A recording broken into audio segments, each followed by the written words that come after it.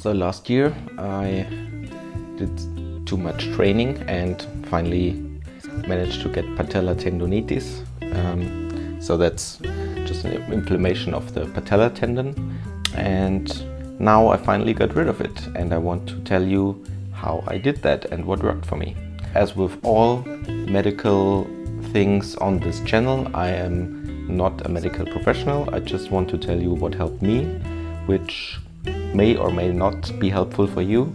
And if you think if you have problems with your knee, then definitely you should go see a doctor or a physical therapist, because they can help you and actually tell you what it is, because it could be other things as well. What is patellar tendonitis? The patellar tendon is this part here below the kneecap.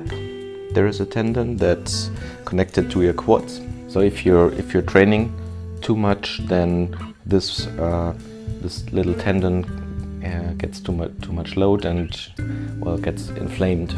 The first part of the treatment will be to reduce your training, as that's the bad news. The good news is that if you reduce your training and do a few exercises, that it can be better again, and your tendon afterwards, once it's fully healed, will be a lot stronger than it was before. So what worked for me? Right after training, when you realize you have an inflammation, then it's best to do some cooling of the tendons, to put an ice pack there. And there's also two things that are really good that helped me once I've discovered them here on YouTube. And one is actually loosening your quads. That is really good and very helpful. And for that you take a black roll or anything else, like maybe a very solid plastic bottle could also do. Just don't take a glass bottle, because it might break. And then you have to massage your quads like on that point where it really hurts, and stay there. It will hurt for a little bit, but after some while your muscle will loosen up a bit. Do that 2 or 3 times a day.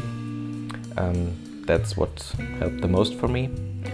And also there is this one stretch where you just take your foot and put it backwards up to your hip, and that also reduces the load of the patellar tendon, because it makes your quads a bit longer.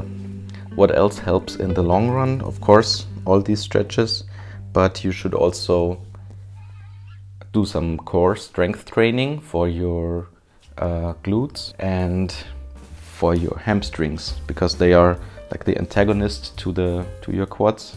And basically most of the times these tendon problems come when one muscle is a lot stronger than the other muscle. So in this case, it's the quad is stronger and the hamstrings are not as strong, so you need to rebalance that and do some training.